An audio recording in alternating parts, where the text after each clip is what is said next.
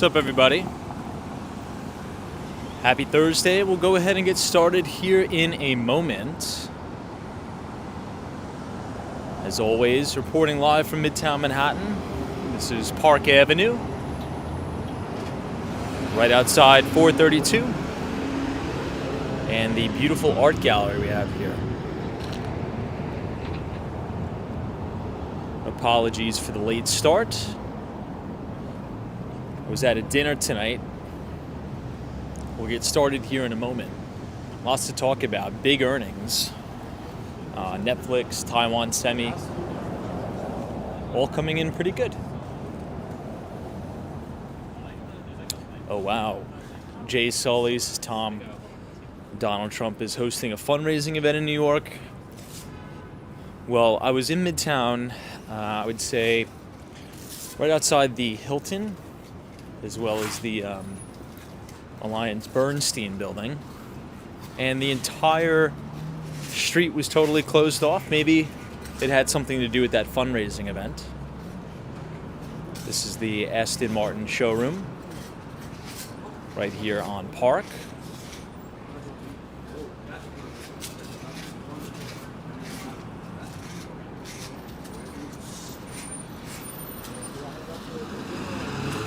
Anyway, we'll get started here in a moment. Good to see everybody. This is the Billionaires Row Four Seasons Hotel. We'll cross to the north side of 57th Street.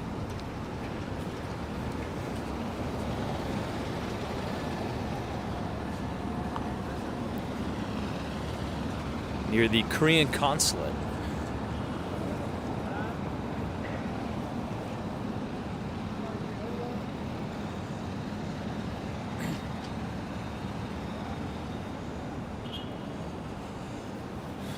Anyway, we'll just do the quick audio and visual check. If you guys can hear us, and if we are streaming and broadcasting in 1080p, just go ahead and leave a thumbs up in the chat, and we will go ahead and get started here momentarily. Thanks for joining us on this pretty brisk night in New York City. Looking at 432 Park, right here from New York City's Billionaires Row.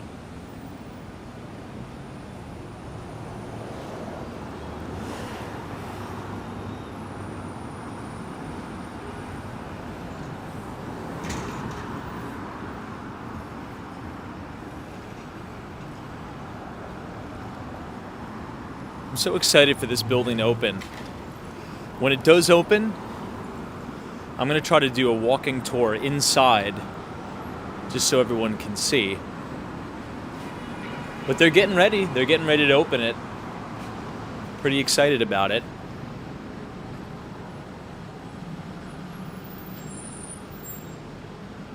This is the Four Seasons Hotel that's been closed down since the pandemic, if you could believe it, but it's true. It's kind of wild.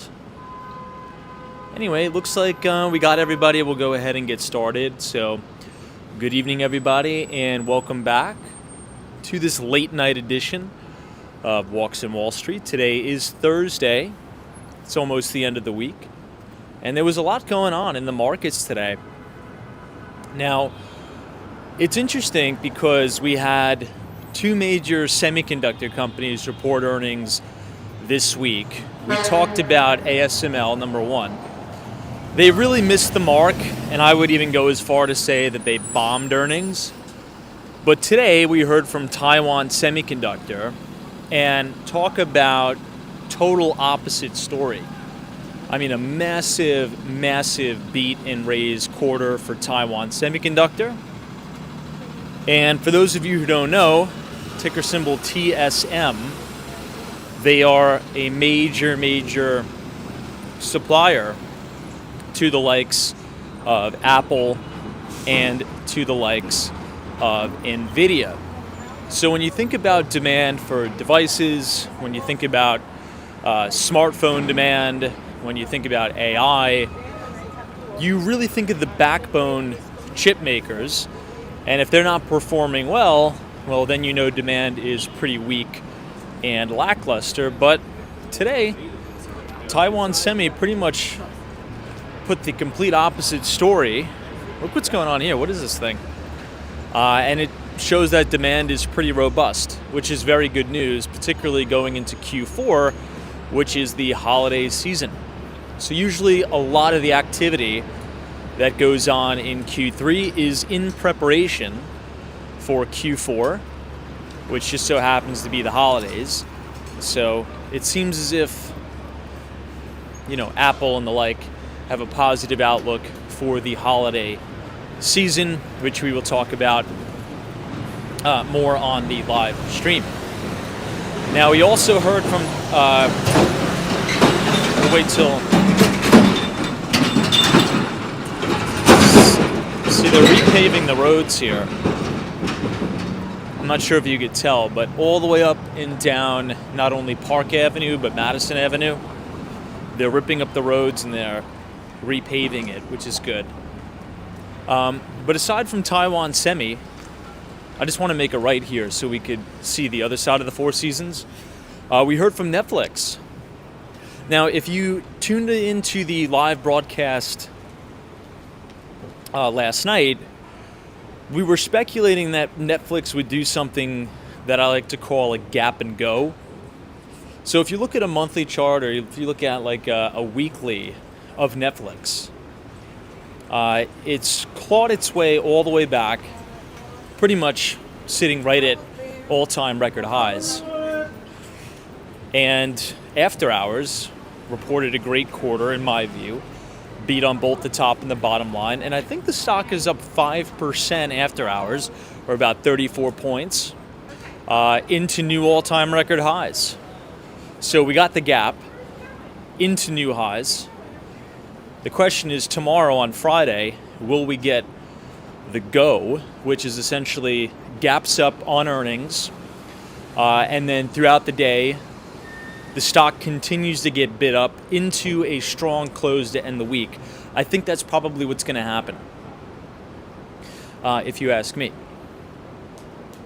And Netflix has really been consolidating here, and I think this is just the start of a monster move in that company. I think they added about 5.1 million subscribers in the quarter. I think their net income was, $2.1 billion for the quarter, something crazy. So really encouraging, really encouraging there. So the company's making a lot of money. They're doing really well. We're just gapping up into a brand new all-time record high for Netflix. And that's the show. So let's see what we got in the chat. I see IL Pepper. What's going on? Dennis the Menace is joining us. Alan is here. Stephen Bate, what's going on? I see our good friend D. Carol Reevy, Lemonade. New England Crypto, always a pleasure. Gary Carpenter, cheers. Welcome to New York City on this very brisk night. I see Professor Dario. Thanks for joining us. I mean, the roads look rough here, but in about a week or two, it's going to look pretty good. It's going to look brand new. Cantor Fitzgerald, I think, is right here. Since we have the light, let's actually go over and take a look at it. The reason, yesterday we were talking about Elon Musk and Tesla. I think Tesla moved about $725 billion worth of Bitcoin. We don't really know what they're going to do with that yet, why they're moving that Bitcoin, but we were guessing and speculating that it may have to do something with a partnership. Maybe they're going to use Cantor Fitzgerald to lend against the Bitcoin. Who knows? Hey, Doc7, good to see you. Cheers. John Casey, welcome. Chris Beast, is any other semiconductor companies that you're watching? I really watch them all. I mean, I think, if you think about the main theme that everyone is talking about, which has been artificial intelligence, if AI is going to live up to the hype that everyone is, essentially pumping on the street, then you're really going to need to see semiconductors in gear, right? Because semiconductors and chips are really the backbone of this AI boom. And that's why I was quite encouraged today by that really, really big beat and raise quarter by Taiwan Semi. Oh, by the way, before I forget everybody, go ahead and check your email, because I did just send out our free investing newsletter called Behind the Street. This was a long one. I think it was about 1,800 words. I tried to consolidate it as much as I could, but there was so much to talk about. So, case in point, please go ahead and check your email, number one. But if you do not receive the email and you want to receive our free investing newsletter, you can subscribe for free by scanning the QR code on your screen and punching in your email. That's going to take you to our Substack. I mean, we covered a lot. We covered earnings season with the big banks. We talked about JP Morgan Chase, all the big bulge bracket investment banks like Goldman Sachs. We did a deep dive into the boutique investment banks like Houlihan Lokey, Jefferies, Evercore, and the like. Kind of talked about, everything we've been writing about over the past year. Then we went into some new thematic plays, right? It's always good to be on the hunt for new idea generation on the street. So we talked about nuclear plays, nuclear energy. Not only Amazon made that big announcement, $500 million investment into nuclear, small cell nuclear reactor plays, but also pretty much the main cloud computing companies like Microsoft, like Alphabet, Google, and Oracle are all kind of getting on that nuclear energy bandwagon there.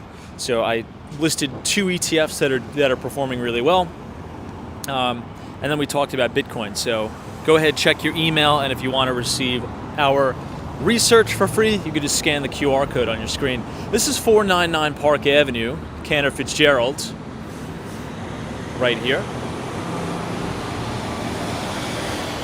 I am a huge fan of the CEO of that company. He's a deal maker. He's a go-getter. I like him a lot. Hey, NBA Elias, what's going on? Welcome to the east side of Manhattan. Mel Fernandez, good evening from San Juan, Puerto Rico. Love that. Good to see all of our Puerto Rican viewers. Reggie 44. Let's go head a little bit further inland, I should say. It's quite windy. Traffic is crazy tonight again. Hey Leslie, this is glad I'm catching you live tonight. I'm glad you're here as well. This is a really unique shot looking all the way down Park Avenue towards Grand Central Station, the MetLife building as well. But I don't know, I guess I'll ask you guys, anything pressing, anything that you wanted to bring up about earnings season so far? I think it's been very, very good. Hey, the ABX girl says quick hi to all. It's been a long work day. Yeah, it's been a very long day for me too. I literally just stopped. But it's good to see you. That's correct. Doc 7, Howard Lutnick. Great guy. But look, earnings season has been very strong so far, particularly for the major banks. And, in the newsletter, we kind of talked about that formula, right? A foundation for a bull market really needs to start with the financials. Because if you think about business, it's debt, and companies need financing to grow. And which means if the investment banks are doing well, if there's been a pickup in investment banking activity, well, that usually means businesses are growing. And if businesses are growing, generally speaking, that means the economy is probably growing, which it has been. right? Last quarter's GDP was revised higher to 3% annually. And the final piece of the puzzle is that if the economy is growing, if we continue to get positive GDP numbers, well, there's a 70% chance that the S&P 500 will be positive 6 months after a positive GDP print, right? So it's very, very important we kind of tie all these pieces in together here, like we've been doing, and S&P 500 new all-time record highs. I think the NASDAQ 100 hit a new high. I think the Dow hit a new high yesterday. The only kind of mixed bag of tricks that we've gotten so far this earnings season, in my view, and I mean, please, I'd love to know your opinions, has been in the semiconductor space, right? Taiwan Semi, we kind of reviewed that already, totally blew it out of the water. I mean, amazing quarter from Taiwan Semi, but ASML, which is in the Netherlands, kind of put on a lackluster quarter. But here's why I don't think it matters. As we're standing outside of 5 East 59th Street, which is a great building, by the way. This building is right next to the Sherry Netherland Hotel. This building sold at auction for like $23 million. I've told you guys this already, but we do have some new people here. We were bidding to buy this building. This is a great piece of real estate here. Central Park South, Sherry Netherland Hotel. We got outbid for the building by Ari & Co. And he is a really talented jeweler. Really amazing stuff here. So go check him out, Ari & Co. He does have a place as well in Miami. I don't know who's honking like crazy, clanging and banging on the horn. Or maybe that's a car alarm?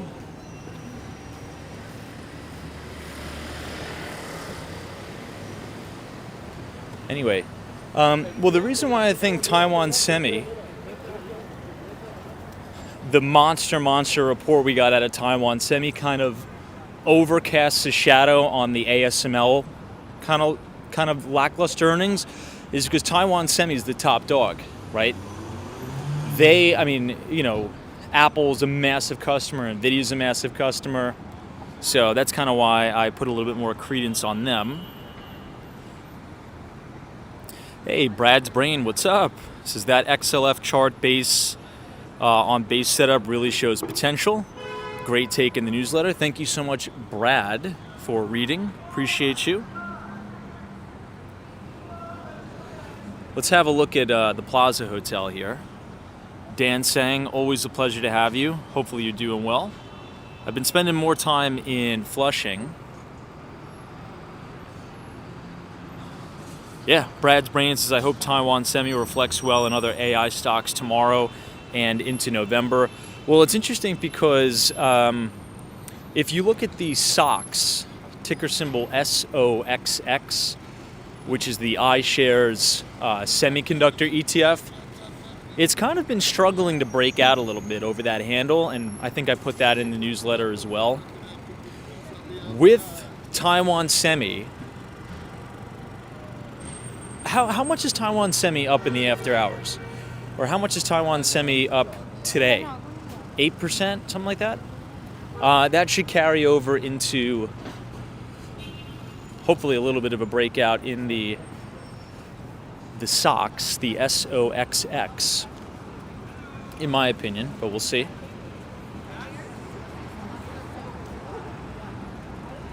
Hey, New England Crypto says Bitcoin just hit 68,000. Yeah, I mean, that's a monster base. Oh, by the way, does anybody remember? Does anyone remember the Paul Tudor Jones documentary that we were talking about? Well, the document, kind of like a short film about Paul Tudor Jones. It's actually not short, it's like an hour long. I was able to give you guys the link to that in the newsletter if you check it out. That's an unbelievable watch. If you have time over the weekend, I know everybody's busy, but check out that Paul Tudor Jones Life of a Trader documentary. It is an awesome, awesome film, and rumor has it is he doesn't like it being up for whatever reason. I don't know why. So it always gets removed for copyright on YouTube, and then somebody always puts it back up. It was just put back up online about 2 weeks ago. So go ahead and watch it before it gets taken down. I posted the link to the video. It's an awesome... I must have watched it like 3 or 4 times already, but check it out. I think you're going to like it. Hey, Paul, what's going on? Luxury, welcome. Daltz says, what should I do if I'm going to be in Manhattan for October 31st? I don't know, maybe walk around, eat some food, enjoy life. That's what I'd say. Walk around, eat food, enjoy life, hang out. Chris B says the stock was up 9.7% today, which is great. Prince is here. What's going on? Welcome, welcome. But yeah, the reason why I bring up that PTJ, Paul Tudor Jones documentary, is, he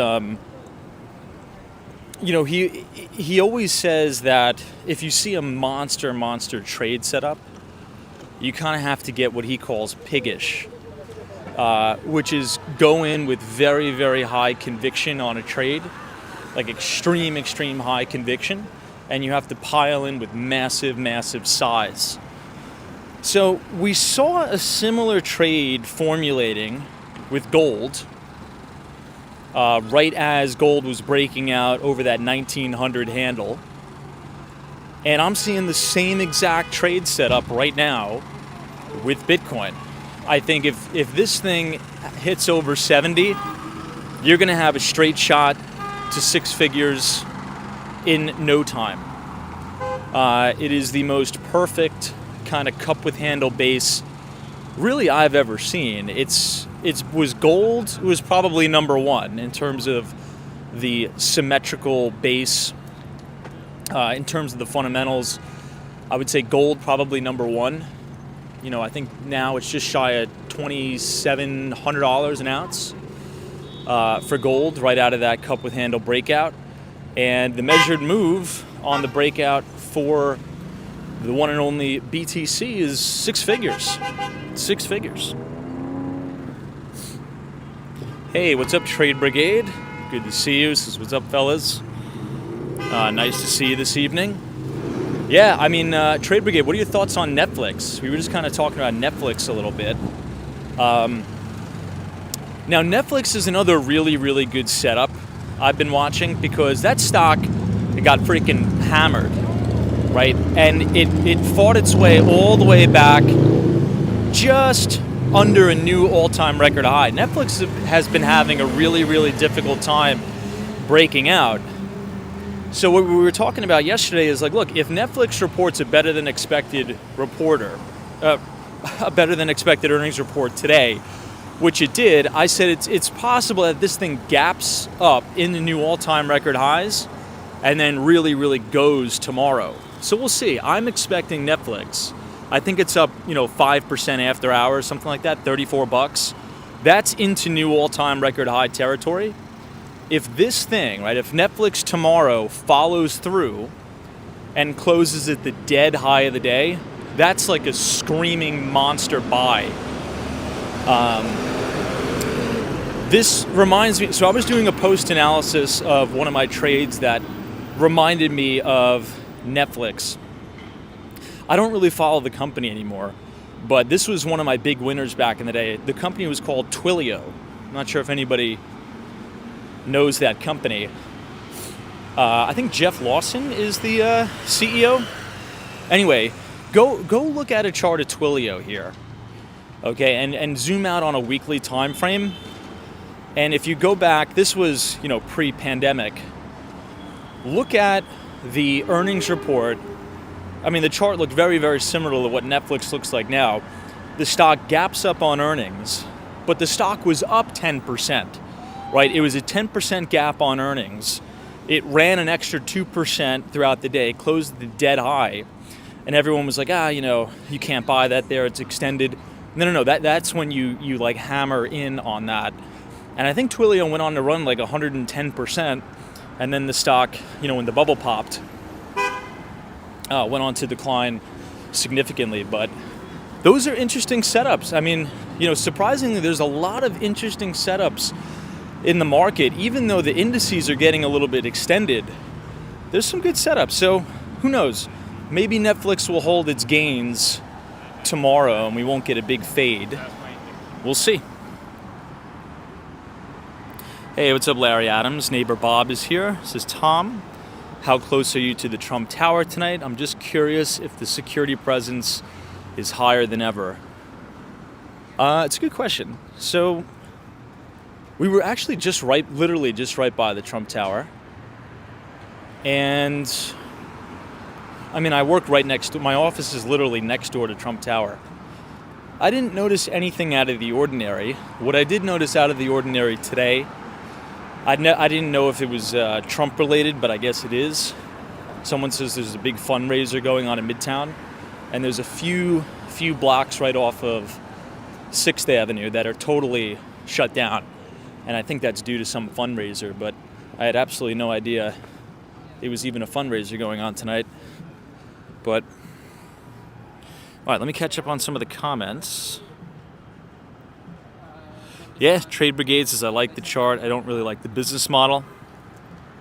Troy Atman says, Tom, Trump is speaking right now at Al Smith Dinner in New York City. So that's that fundraising event. I never knew. Is it televised? Prince Javi, what's up?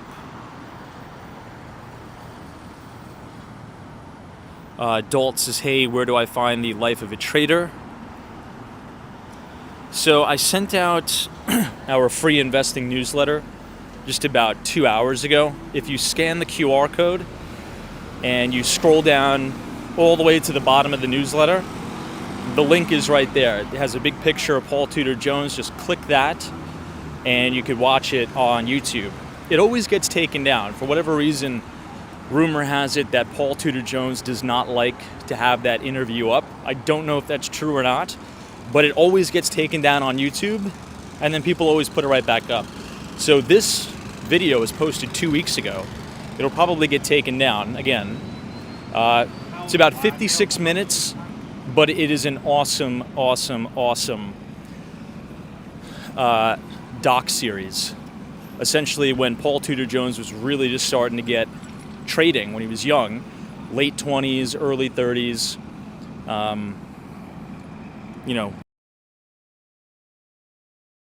So, yeah, if you scan the QR code, punch in your email, you'll be able to see it there. Joel PM says, Tom, no matter who wins in November, guarantee we see more spend, more weakening of the US dollar. I generally have to agree with you there, but you know what's interesting? Look at the Dixie. Is anyone else perplexed about this monster rally in the Dixie that we've been having over the last week? Which is really, really strange because you have a few things happening, right? Usually, generally speaking, when you have, a strong dollar, that is generally negative for stocks, right? Not an exact science, but usually. And one of the things we've had happen this week is Dixie higher, yields higher, and small caps higher. So I don't know what the hell's going on. This market's crazy. Reggie44, Stan Druckenmiller said Wall Street is convinced Trump will win. I think it might have been one of you guys in the chat last night recommending that I watch the most recent Stan Druckenmiller interview on CNBC, I think it was. I still have not gotten a chance to check that out, but I will. I saw some clips, like a few little clips, but for some reason I haven't been able to find some time. Trade Brigade's very odd rally, almost seems technically off the bottom. Oh yeah, technical, off the bottom from a multi-year range in the Dixie. It's strange because U.S. stocks are cooking. They're doing really, really well. And small caps have been doing better than before. Shane Football Life, good to see you. Thanks for your $2 donation. This is what is the red, white, and blue building all the way in the distance there? That is Radio City Music Hall. So we just made a left, just so you guys know where we are. This is Central Park South, Avenue of the Americas. This is 50 Central Park South. This is the very, very famous Ritz-Carlton Hotel and Residences right here. And you're looking straight down 6th Avenue. You can see Radio City Music Hall. And if you look very, very close, you can see the World Trade Center all the way at the very, very end of Manhattan, which is pretty cool. It's been an awesome week for weather. Weather-wise, it's been fantastic. Brad's Brains, a strong dollar, is predicting a Trump victory. Oscar says, ever read Outwitting the Devil? Great book. Let me take a screenshot of that. I have not read that. DC322 says, I'm not sure how this goes since the economy is already on the bull. DM says, the fundraisers at the Hilton Hotel. Ah, okay. Very cool. Now, you know what's, from a psychology standpoint, I'm sure everybody knows the news, right, that Vice President Kamala Harris did the interview with Brett Baer on Fox News, right? Everybody knows that? That was the big talk of the town last night. Now, I think there's a really interesting lesson here that we could all learn, and that I even learned last night. And this does have to do with the financial markets. It has to do with business, and it has to do with perception. Now, let me explain, and I want to know what you guys think. Now, I didn't watch the interview, okay? Did not watch the interview. But you know what I did do? I went on X last night, and I just started to scroll through my news feed. And you know what it was? It was half of the people, exactly half of the people, saying that, oh my gosh, Kamala did a horrible job. This looks so bad. The election's over. This was the worst interview ever. Oh my gosh, Kamala Harris got smoked. This was embarrassing for the country. And then you had the exact opposite side saying, oh my gosh, Kamala crushed it, way to go, made Fox News look like idiots. She was so strong in that interview, answering every question. And again, the point I'm trying to make here is we live in a world where people could watch the same exact thing and get two polar opposite different responses and outcomes and feelings about that event. Two completely polar opposite outcomes, right? I did not read not one comment or article saying that, she did okay, but she didn't do great. Or, she got some things right, she got some things wrong. There was nothing kind of wishy-washy on it. The only thing, it was very, very strong conviction on the two polar opposite ends. Does anybody else kind of see that? Now, the reason why I bring that up, I don't know if you remember our conversation about the velocity and just the vigor how asset prices move when you have kind of that same exact scenario on both sides. We kind of talked about Tesla, right? You ask one person how Elon Musk is, they'll say he's the best thing ever. He's awesome. He's going to save the world. He's going to bring us to Mars. And then you ask the exact opposite side, and they're like, this guy's an idiot. He's stupid. What a lame robo-taxi event. It was the worst event ever. Old tech, bootleg tech. This sucks. That sucks. Elon sucks. Those tend to have the the biggest monster moves, similar to Bitcoin, right? So all in all, when you see scenarios like that, try to force yourself to have a level head, like really, really force yourself to have a level head and see both sides, because that is where the alpha is, right? If you can kind of just sit back, fade into the shadows while everyone is venting and exchanging their unpleasantries and just hammering online, you want to be sitting back, taking in all this data, understanding what it means, taking a deep breath and saying, okay, let me come to a rational conclusion about this without any of the emotion. And chances are you'll find yourself a really good opportunity. Very interesting. I don't know, I wanted to bring that up. Oh, I think this is where what's it called? The fundraiser's up here.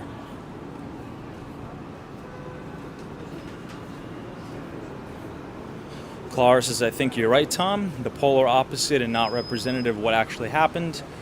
Be a critical thinker. Yeah, it's fascinating to kind of study this, right?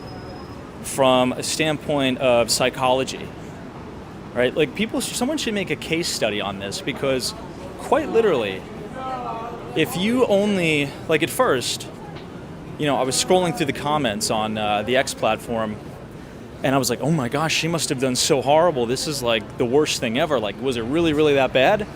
And then you look at the other side that says, oh my gosh, Fox News, Brett Bahr's not going to be able to do another interview in his life. He was so bad, he got crushed.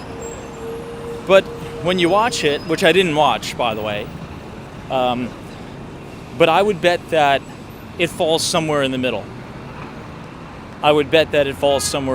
It's just very interesting. It's like a tribal mentality. And to be able to identify that, I think, is a very good skill for the investment business. Like kind of like herd mentality, crowd mentality. In the hedge fund business, there's something called crowdedness, which means when everybody is looking at the same strategy, when everybody on Wall Street is running the same strategy, it becomes very crowded. And the more crowdedness you have, the higher the probability the alpha gets sucked out of that strategy, if that makes sense. And alpha is your ability to generate returns above a benchmark, like the S&P 500. So if the S&P is up 20% in a year, and your fund generates 5%, you generated 5% in alpha.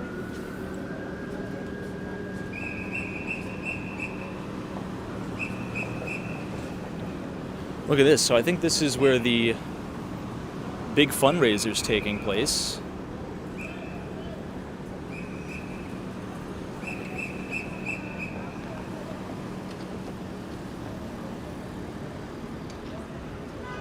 Looks like they closed down the entire street here. You have some spectators right on the corner of West 54th Street, maybe trying to get a glimpse of some of the people. Maybe there's some celebrities or something coming out of here. You never know. We'll see. Text is why are there so many cops? How many vehicles does the NYPD have? And where do they keep them all? The precincts. I mean, look at all the DHS vehicles. I like this guy's license plate, all well.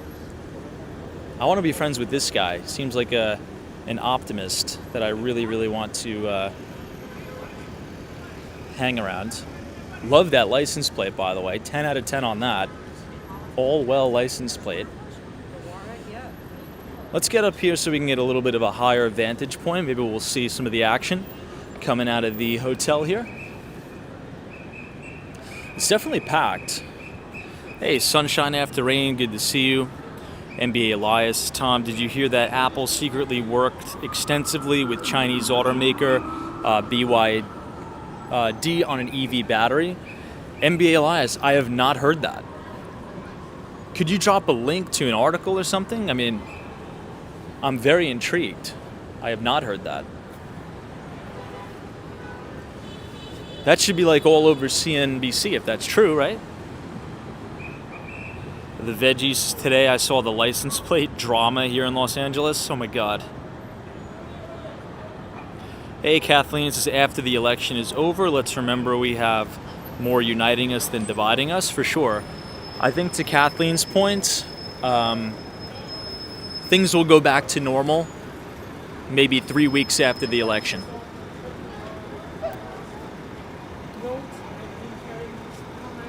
Hey, Oscar D, thanks so much. But good to see you, Kathleen. Thanks for joining.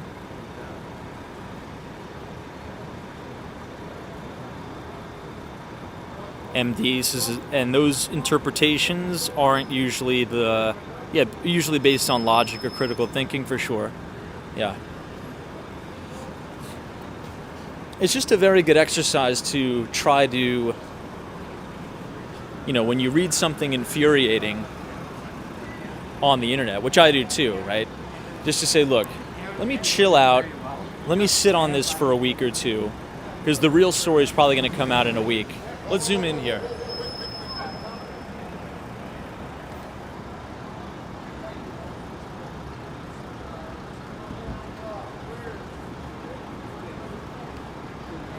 How clear is the picture? Do we see anybody big coming out?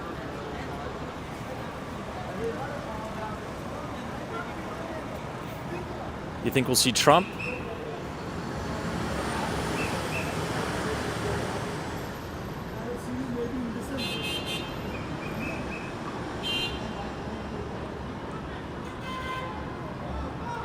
Oh, really? Chuck Schumer was there? Wow. Nice.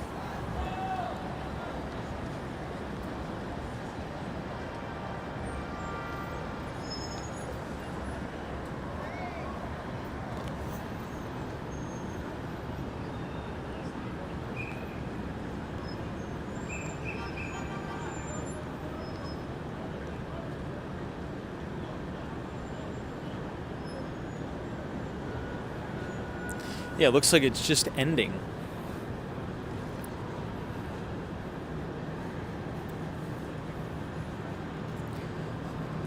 See, there's always some action going on in New York City. That's why I like living here. Very seldom will you see this many people out walking around. What is it, almost 10:30 at night? And the streets are packed. There's pedestrians walking around. There's a boiler service truck getting towed by a bigger tow truck. New York City seems to be rocking, firing on all cylinders tonight. Hey, Brad's Brains says, I like the mention of Dominion Energy in the newsletter. It's fascinating, a lot of resistance where it's sat right now. But one day it's going to be a mover. It's just very, very interesting that we're seeing a massive shift, and it's really been a 180, right? I mean, for a long time in the US, nuclear energy has really been demonized. It really has. And I have friends and family who are actually quite literally nuclear engineers, and they've told me that since the US has really frowned upon this technology, there's actually a net shortage of nuclear engineers in the United States right now. But with AI, with cloud computing, with data center technology, right? All of the smartest minds in the world right now are all starting to realize and say the same thing. And that is the following, that it's, if we're going to have power to essentially generate power for the future, there's only one way that that's going to happen, and it's if we invest in nuclear energy. So, a few just short examples I put in the newsletter. Amazon investing about $500 million to power some of their data centers for AWS. I think Microsoft 2 months ago signed a deal to have one of the nuclear reactors power their data centers for Microsoft Azure, as well as Google having a partnership as well. And if you look at some of these thematic ETFs, right, nuclear power ETFs, they're doing really good. So usually the market is leading. I'm not saying go out and buy these things right now, but it's definitely going to be a sector that I think outperforms over the next decade. And the reason why I say the next decade, here, I'll give you just one quick shot at 53 West 53rd Street. Now, the reason why I say the next decade is the following. If you read into these articles, right, they say the vast majority of this power is going to come online in 2030. So imagine, so in other words, it's not even here yet, right? All of this energy from these small cell nuclear reactors are really going to come on over the next 10 years. So I think the smart money over time is going to start accumulating some of these plays. Now, I'm not an expert in this, but this is demanding of my time. So I think that this is going to be a very, very good thematic play. Very, very good. You know, everybody's all on the AI trade, right? Everybody. The enterprise software trade, the cloud computing trade, it's really baked into the cake. But the one thing that I think is very underinvested is the main thing that's going to power drive all of this innovation. Now, I know I've said before that the semiconductor cycle really powers all of this innovation, and that is true. But you don't have any semiconductors, you don't have any data centers, you don't have cloud computing if you don't have the energy. And energy is going to be created by very clean and very green nuclear energy. Trade Brigade, the XLU is printing new highs. Now, Trade Brigade, who has any individual stock names to kind of support that thematic? Because I really don't. I haven't. That's not my wheelhouse. I haven't really been researching nuclear energy pure plays for individual stocks. I think this weekend I'm going to set aside a lot of time and do a very, very deep dive into some of these companies, because I'd assume a lot of them are probably very, very small and maybe not even profitable yet. Larry Adams is SMR, MD says LEU, SMR, CCJ. Reggie 44 says OKLO. Troy Atman, NEE, is the biggest one in the XLU. Hey, Madison 32 says, Tom, I watched the event tonight. Bloomberg was there and hated every moment of Trump's speech. What a stone cold face Mike Bloomberg had. Wow, I'll have to check it out. See, I live here, literally, and I work 2 blocks away, and I didn't even know any of this was going on. It's so strange. Brad's the same, Tom. That's why I mentioned your mention of Dominion. I think you are right. They aren't there yet, but they will be. It must be a studied area. Yeah, and even if you can just slowly, you don't have to put a full position on anytime soon. Even if, you just put it in the kids, IRA or something. This is going to be a very, very, very emerging trend. And you have all of the biggest players investing into it. Gates, look up Bill Gates' small cell nuclear reactors, right? He's investing tons and tons of money into this space. And it reminds me of the book, One Up on Wall Street by Peter Lynch. When Peter Lynch says, look around, pay attention to your environment and try to identify those trends. And all of these smartest people, quite literally on the planet right now, all the big tech companies are saying this is what we're going to need. Alphabet, Amazon, Microsoft, Gates, all of the money is going to nuclear, all of it. So I'm not a smart guy, okay? I am not a smart person, but I am very good at identifying trends and riding the coattails of people who are smart. So follow the capital allocators, and I think we're going to make a lot of money in this trade, not over the next week, not over the next year, but if you have some exposure to this sector over the next decade, I mean, unless there's something really wrong, you're gonna do well. I think that's just my view. This is the Radio City Music Hall right here.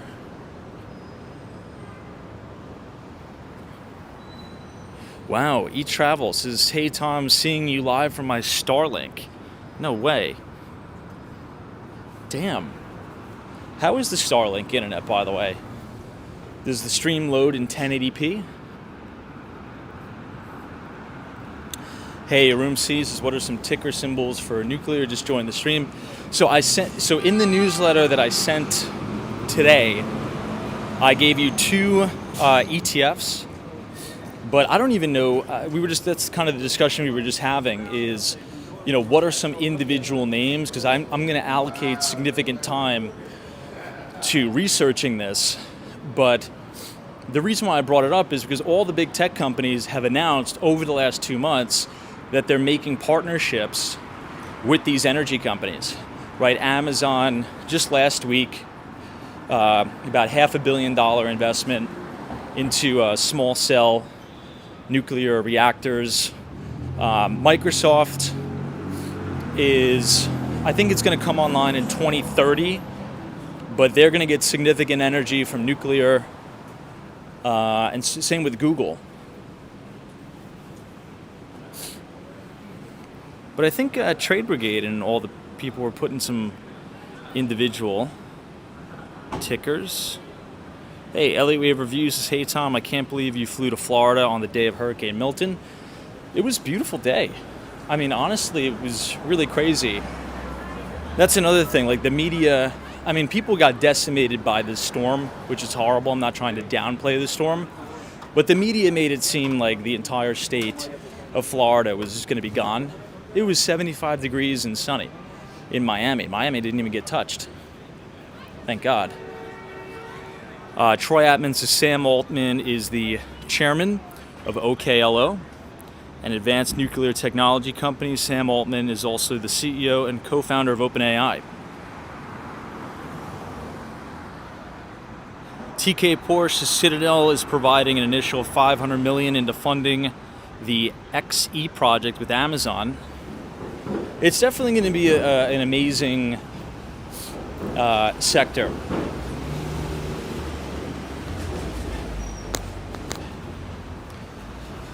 I was watching this interview with Larry Ellison. I'm sure everybody knows Larry Ellison, Oracle. And his view is that the way he sees the future, it's going to be on-premise energy generation from small cell nuclear reactors. So he sees a world where each data center is going to have on-premise power generation. That's kind of his thesis on it. Again, I'm not an engineer. I don't know anything about this stuff, but I'm sure as hell going to start to know a lot about this stuff.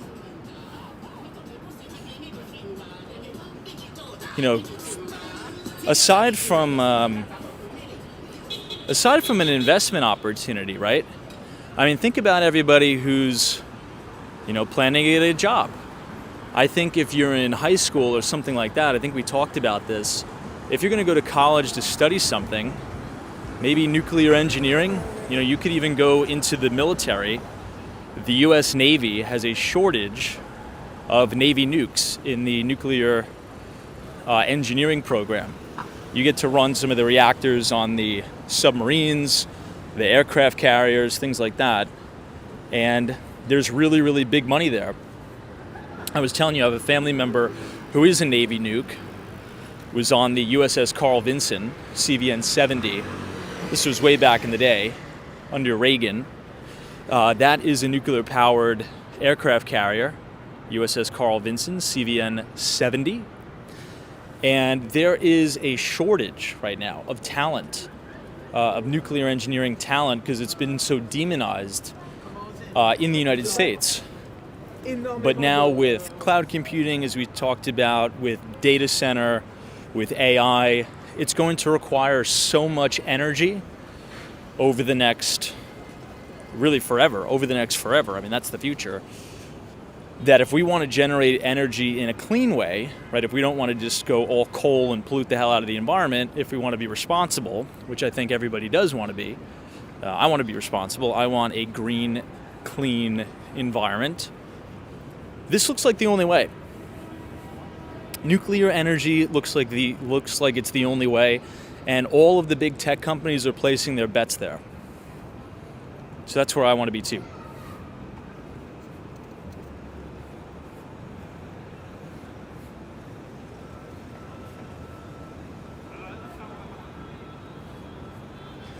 Look at this view here. This is looking straight down Fifth Avenue. You can see a little bit of the Empire State Building, but you can see all those American flags on Saks Fifth Avenue.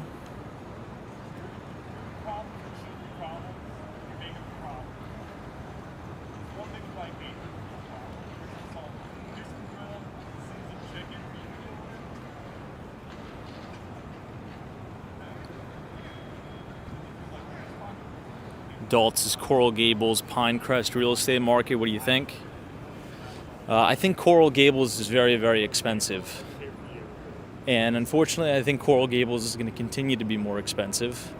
I think we have to go around the block here. I think they're paving the road. But I think it's going to continue to be more expensive because all these finance guys and girls moving down to South Florida, if they're going to work in Citadel's new office tower on Brickell Avenue, well, where are they going to buy a house? It's probably going to be in the Gables. Anyway, if you guys are enjoying the live stream so far tonight, feel free to leave a like on the video. Click the subscribe button if you're new. Again, just to kind of quickly summarize, we talked about Taiwan Semiconductor earnings report today, ticker symbol TSM. I think they were up about 8% today. Massive beat, monster beat and raised quarter for them, which kind of calmed the markets a little bit because ASML really bombed earnings. But Taiwan Semi is obviously more important because they are the leader in the semiconductor business, in my view. Apple's one of their biggest customers. NVIDIA is one of their biggest customers. Also, we talked about Netflix. They also beat expectations today. They gapped up into new all-time record high territory after hours. That's an awesome setup as well, Netflix. Look at this thing. There's like a surveillance camera on top of this Chevy Suburban.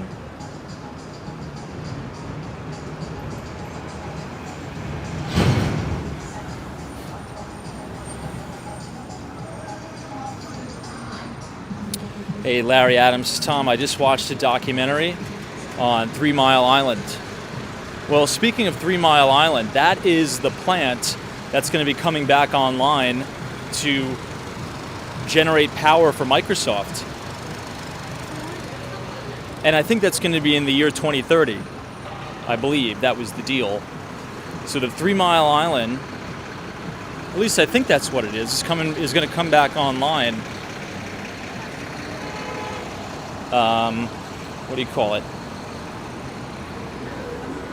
With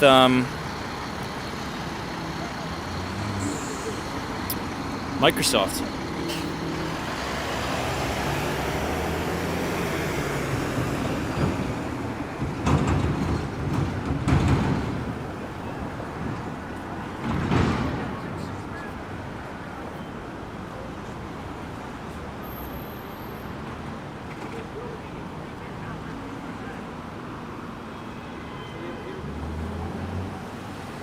Hey, Doug Thompson, what's up?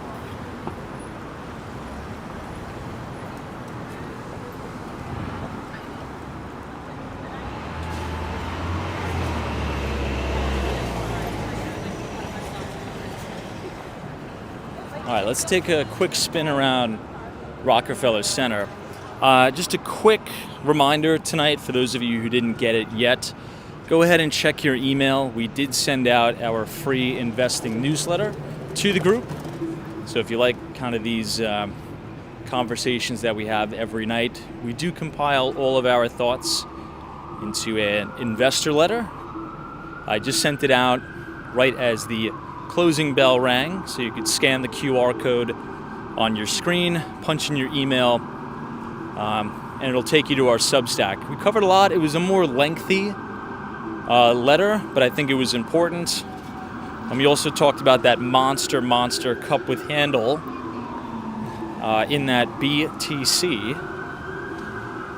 But look, generally speaking, I mean, nothing to complain about so far this earnings season. Certainly no complaints on my behalf. That is for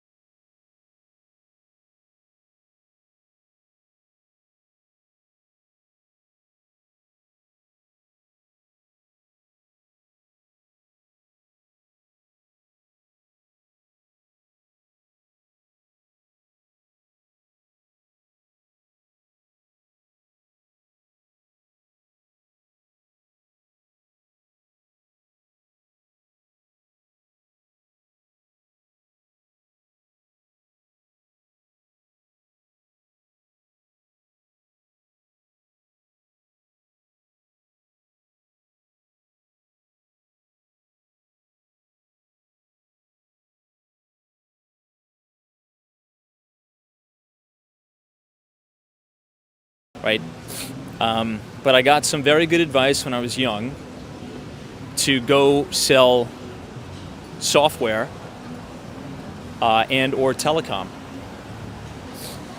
And I got that career started early, right in the middle of the biggest boom in tech, telecom, enterprise software sales, just like in the meat of that move. So I did very well there. Oh, look at this thing. Land Rover Classics. My previous role, which was my last role in tech sales, I was a director of enterprise sales at a very large MSP, which when I joined, it wasn't a very large managed service provider, but we were actually the fastest growing managed service provider in the United States of America. We were on the Inc., I think it was 1,000 list of fastest growing companies in America, and I ran the Northeast. So my territory was about Philadelphia all the way up through Maine, and I was on like a profit sharing model. So my comp package was 25% of the profitability of the territory, and did really, really good, and essentially just saved and invested all of my money, which allowed me to kind of essentially think about what I want to do, make some very, very big concentrated bets in assets like real estate, also the markets, things like that, and kind of transition to what I want to do, which is, building buildings in Manhattan, building buildings in Miami. So the team I'm on here, the Kirsten Jordan team, there's kind of two parts to the business. So We have like a small private equity arm where we develop buildings, residential, and we sell them. So essentially, like the buildings that we build, we hire ourselves as the sales team most of the time, not all the time. The thing is, right now, it's very, very difficult to find deals. And the deals that we have bid on, we're like painstaking to put together and having come to fruition. But it's just about kind of staying in the game. And sooner or later, you will get transactions done. There's a few recent ones that we actually acquired some, which are now very profitable properties in Brooklyn, but they are parking garages, and these are performing assets. And what we're actually trying to do right now is we have a target goal of around $4 million. We're trying to raise about $4 million in equity to buy ourselves down in terms of exposure in the deal, so we could go acquire new properties. If you send me an email, I could send you kind of like a deck and the financial model of the assets that we have. But yeah, I mean, the main thing I would say, and I'm no expert, I'm still trying to figure this all out now, is just like whatever you really, really, really want to do, I would get around people who are already doing that and just do whatever it takes to get around them. Even if you have to do work for free, just always be trying to move yourself up the ladder and getting as close as you can to the top, right? So in whatever you want to do, just shoot for the top. And do things outside of your job description. The only reason why I was successful, really, in tech sales, I'm not really a good sales guy, right? I'm not a good presenter. I don't think I'm particularly talented at anything. But I would just use basic logic to say, okay, let me look at the leaderboard in the company. Who are the top 10 salespeople that are making ridiculous amounts of money and closing deals? And let me go and try to work alongside them, introduce myself to them, get around them, right? I don't want to be around the people who are complaining and saying, oh, this job sucks, this company sucks, the quote is too high, just bitching. I want to be only around the people who are successful, and you'd be surprised. I'd say the younger you are in your career, if you show that you want to have a positive attitude, you want to help, you want to learn, people will help you. I mean, every single thing that I've done in life that I've had even a relative bit of success, other people have helped me do it. So yeah, I mean, if I can return the favor, 100%, whatever you need. But it's very important to realize, maybe some people can do it alone, like Mark Zuckerberg and all these other people. I can't do it alone. I've always gotten help from others, but you have to actively seek it. Like, you have to be very, very aggressive, actively seeking out that help, that network. And people, I mean, I've never had someone that refused. Not one person. So that's kind of my view in a nutshell. Yeah, Joel PM says having a good attitude is key to receiving help. And I know it kind of sounds corny and a little bit cringy, but I truly do believe that. I think attitude is probably one of the most important things, besides just showing up, right? If you can be reliable, if people can rely on you, if you could show up, not complain, but also if you could have a positive attitude, like, people want to be around people that are positive. West 49th Street. Yeah, West 49th Street is right here, two blocks up. But I mean, just think about it, right? Everybody here who's watching this broadcast probably works, have had a job, maybe you're retired, but we've probably all worked in corporate America. We've all had that boss that's horrible, those coworkers that are negative. Nobody wants to be around that, right? They want to be around people who think that, everything that they touch is going to turn to gold, and it's going to be a massive, smashing success, because people feed off of that energy, right? If you're a sales leader, and you're leading from a position of scarcity, from a position of fear, your salespeople are not going to want to work for you. But if you can rally the troops, so to speak, show what's possible, have a positive attitude, you're more likely to work towards it.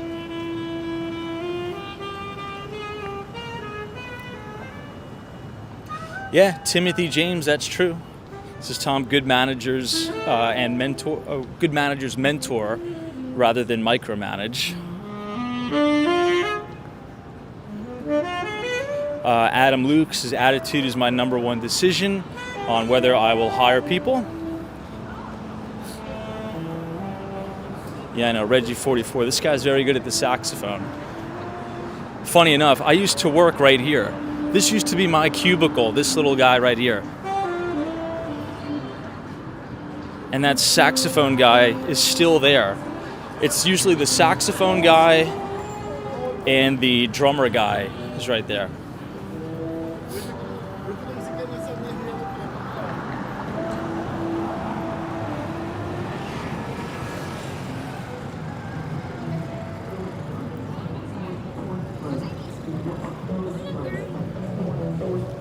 I don't know. I mean, what would everybody else in the chat say? I'm sure we have a lot to share here. Let me actually try to walk back to Fifth Avenue.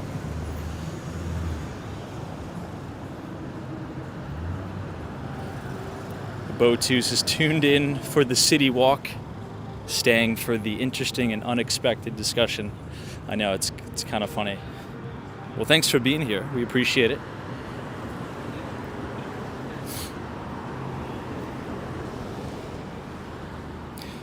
Joyful One says, hey Tom, any advice?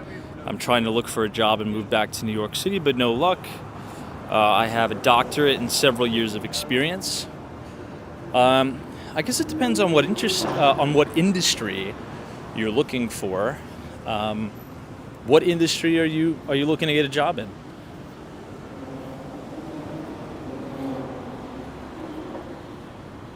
All right, let me catch up on some of the comments.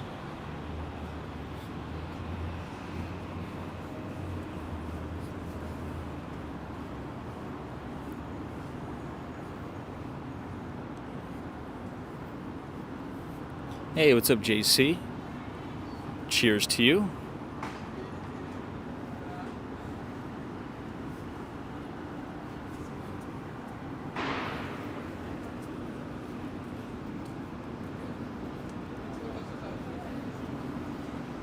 I'm surprised this pizza shop is still here. I used to come here from time to time. There was also another little Italian place. I feel like it was across the street. I don't know if it's there anymore. The Joyful One says, I work in higher education before, but I'm also open to HR. My doctorate is in higher ed administration.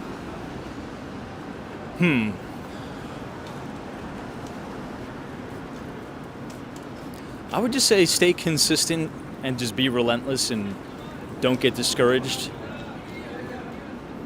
It's a numbers game. I know that your field is kind of much different from the field that I am in and I've been in. But anytime I wanted to get a job, I would just apply to as many jobs that I can if I thought I would be good in the role. Right? Many people that I see apply to the job based on the job description and the requirements. So if it says, this job requires a master's degree, most people would say, oh, but I don't have the master's degree. It looks like I'm not going to apply. Well, if you read the job description and you thought that you would do a good job in the role, you should apply anyway. Like, I think those are non-issues in my view. Now, maybe I'm being a little bit ignorant, but if I read a job description and I'm like, wow, I think I could really crush it in this role, I don't even really look at the requirements, right? Because what matters, right? I mean, if you think about, in the real world, what matters is people want to hire people who can do the job and perform. And if you actually think that you have the acumen to do the job and perform, then why wouldn't you apply? It just doesn't make any sense. So if you have the skills, if you have the knowledge, and you're confident in your ability to perform the role, don't let the requirements discourage you from applying. Because oftentimes, many of these corporations will just put things in the, like the required credentials just to automatically sift and weed people out. Just apply anyway. It takes like 10 minutes of your time. So don't think you're wasting your time by applying to those roles if you don't have the master's degree, if you only have a bachelor's. You're not wasting your time. Okay, there's no time wasted. Just apply for the job, and when you get the interview, or if you get the interview, that's when you really prove it.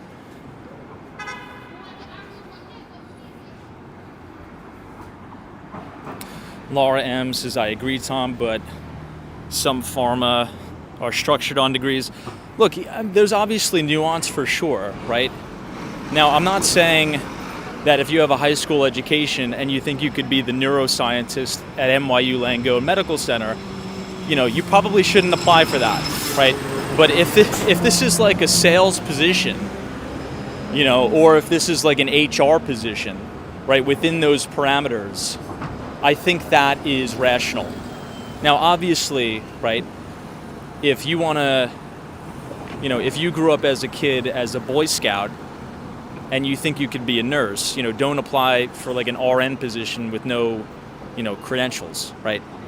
Like the point I'm trying to make is within reason and within the specific field, the credentials shouldn't be, it shouldn't deter you from that specific role.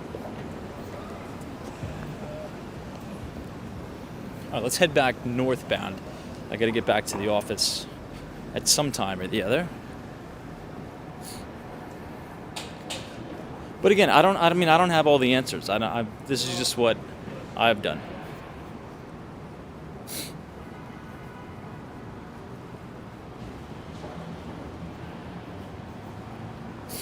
But the joyful one, also go on LinkedIn. Talk to. You'd be surprised. Go on some Reddit forums. Maybe there's some people in a similar situation as you who could help.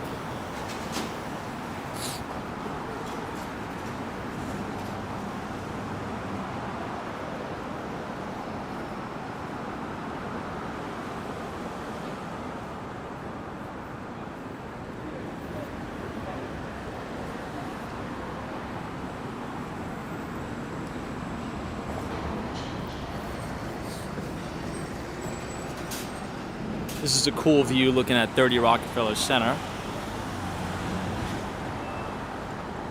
MD's is fake it till you make it. You have to go for it and have a positive attitude and go above and beyond.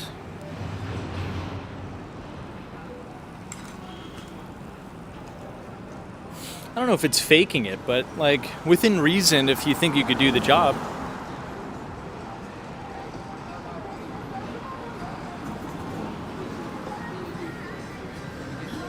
And also, if you take a step back, and many of you could probably resonate with this and agree,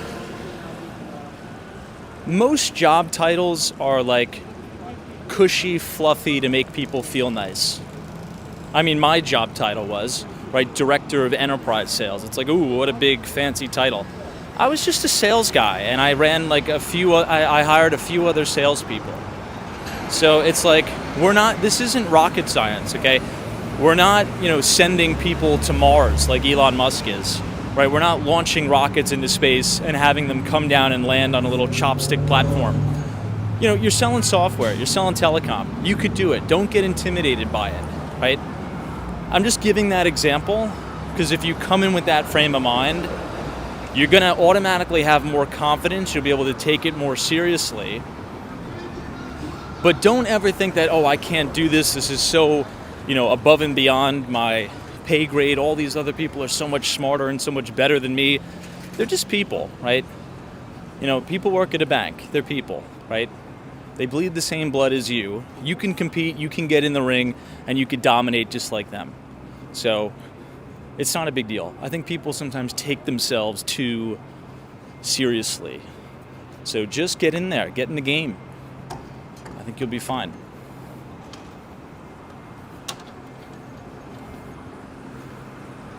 Oh, tomorrow we have American Express reporting earnings.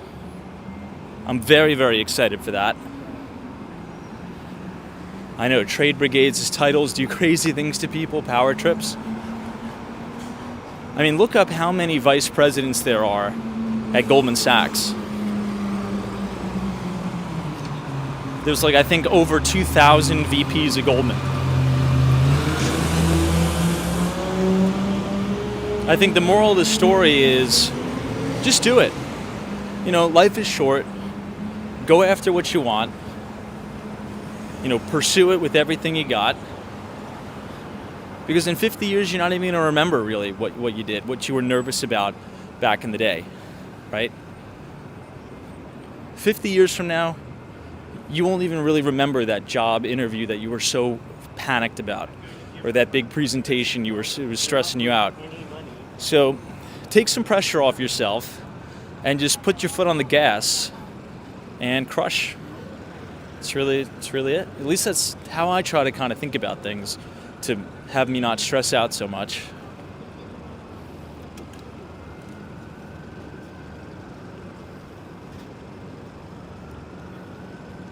Man, I love these American flags on Saks Fifth Avenue and 30 Rock.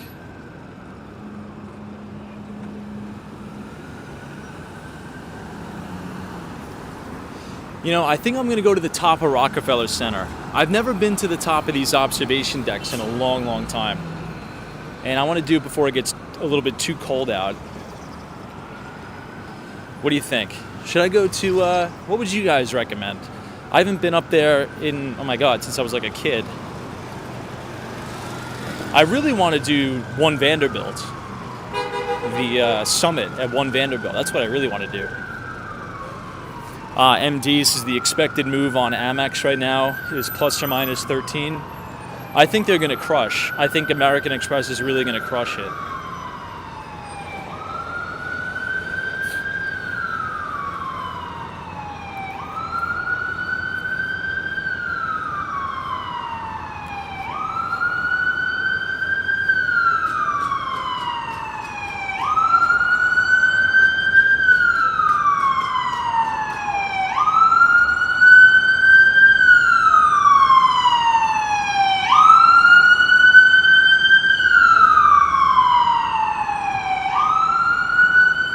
Hope everyone's all right. Hey, thank you so much for your 3,000 Korean won donation. This is how do you find a balance between work and life. Thank you for your donation. Appreciate it. Hopefully everything is going well in Korea. But I just like to reiterate, I really don't know. I'm not an expert on any of this stuff. I'm not a guru, so to speak. I just try to take it day by day at a time. But, you know, there's one piece of advice that I got, which really wasn't a piece of advice that I got. I just watched a YouTube video about Jeff Bezos. And Jeff Bezos says, try to reframe thinking about work-life balance and reframe it to try to organize your life around doing something that you are like kind of interested in. Right, at some point, right? Obviously, everyone's got to pay the bills and put food on the table. But if you can find like a career path or something that's intriguing to you, it will become part of your life and you could build it into your life. Kind of like build it into your identity, right? So if you like engineering, build it into your being, build it into your identity. This way, you know, you won't really want to feel like you need just like a total break from it.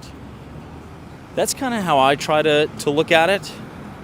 But then again, I'm kind of in a position where it kind of allows me to do that. Just because I'm obsessed with the markets. It's kind of like a game that it never ends.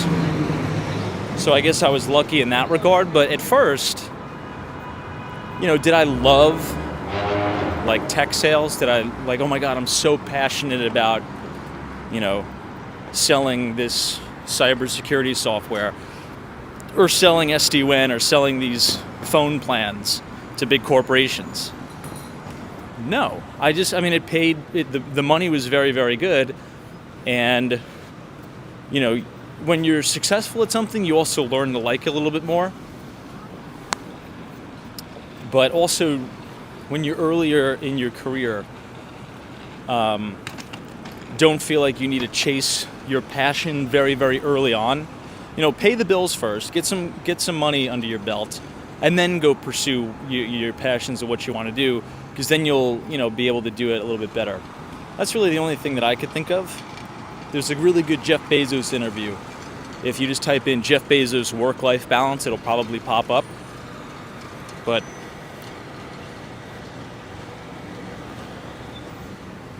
that's kind of how I think about it. Maybe it's also a personality thing. I really don't feel the difference if I work, 80 hours a week, or it's just, I don't know how to explain it.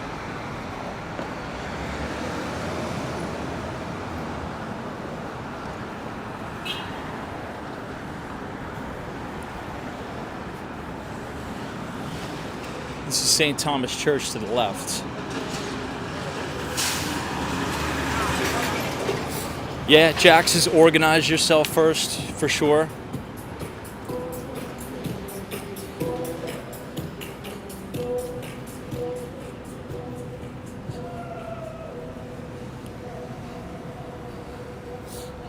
Hey, Moonlight. This definitely helped out a lot. Thank you, Tom. I myself suffer with low confidence and self-esteem, and I've always thought others are better than me when it comes to certain roles in the workplace. Yeah, try to reframe the way you think, and just really realize that everyone is all on the same planet. Everyone is a human being. There's nobody that has superpowers. We all have an expiration date, right? Like on this broadcast, right? For example, 2 weeks ago, we ran into the former CEO of Goldman Sachs, Lloyd Blankfein. He was just a regular guy. He was a regular guy that just so happens to be worth, $2 or $3 billion. But he's a regular guy. He wears the same clothes, generally speaking, that we do. Nice guy. But at the end of the day, we're all people. We're just people. People are just people. So don't feel that intimidation or that panic, because everyone starts out somewhere, right? There was a time when Lloyd Blankfein was a junior trader at Goldman Sachs. I think the first time he applied to Goldman Sachs, I think he got denied, I think. Maybe there was David Solomon. But it's just people are people. But I've struggled with that too, a lot. But you kind of have to force yourself. It's almost like brainwashing, right? You have to kind of force yourself to reframe your thinking like that. And also, it's good to point out that there's always going to be someone that has more digits in the bank account. There's always going to be someone that's more successful than you, more talented, smarter. So if you come to terms with that, it puts a lot less pressure on yourself, and you should just realize that you should focus on you. You're in competition with yourself, right? What did you do last year? What are you going to do this year? As long as the number is going up in whatever, right? It doesn't even need to be monetary value. It could be in, maybe you want to work on your mental health. Maybe you want to work on your fitness. Focus on competing rigorously with yourself, and push yourself to be better, right? Strive for excellence. But if you kind of play the comparison game, there's an old saying that the comparison is the theft of joy. And in a city like New York, it's very, very easy to kind of get in the upper echelons of comparing who's more successful than who, this or that. It's kind of freeing if you just focus on what you want to do, enjoy life, and just making sure you're always striving for excellence. And it's America, so it's going to work out, right? If you do the right things, if you're a good person, if you stay out of trouble, if you stay out of jail, the studies show you're going to do pretty well. There was this, and then I gotta cut the stream short because I gotta go back to the office. there was a really, really interesting study. I think it was from Harvard Business School, that says if you can just complete 4 things, and I'm going to try to remember what the 4 things were. I think I'm going to probably link it in the description after the broadcast. But it was if you were born in the United States, you only need to do 4 things to be above the poverty line. And that is graduate from high school, don't have a kid before you're married, don't go to prison, and I forget what the other one was. There was one more, but I just forget. And if you just do those 4 things and nothing else, there's almost a 90% guarantee that you're going to be middle class in America. If you should do basic stuff, just go to high school. Just make sure you get a high school diploma. Don't go to prison for anything, right? I think the other one was don't have a kid before you're married, and I forget what the other one was. But then in the United States, there's so much opportunity that you're going to be fine, right? Where people get tripped up is when, they're in and out of prison, they can't get jobs. Then it's like a doom loop, right? You're in a big doom loop. But if you do the right thing, if you're a good person, you're going to be fine, right? You don't have to be a Warren Buffett, but you'll do fine. You'll have a nice life in the good old US of A. All right. With that said, I got to go back to the office. Have a wonderful Thursday. As a quick reminder, again, guys, if you want to receive our free investing newsletter, you can scan the QR code on the screen, punch in your email. That'll take you to our Substack. We talked about a lot in the newsletter. I think you guys are going to like it. But until then, we'll see you back in the 305. We'll see you in Miami tomorrow. I have a 4 o'clock flight, so we will probably be reporting live, 10:30 from downtown Miami. Anyway, I'll see you guys tomorrow. Hopefully a little bit better weather. Soho Joe, Moonlight, appreciate it. NBA Elias, Leanne, cheers. Amy T, Alan, TK Porsche, Professor Dario, Chloe, Dale, Steve, all of our moderators. Take care, everybody. Have a wonderful night. We'll see you soon.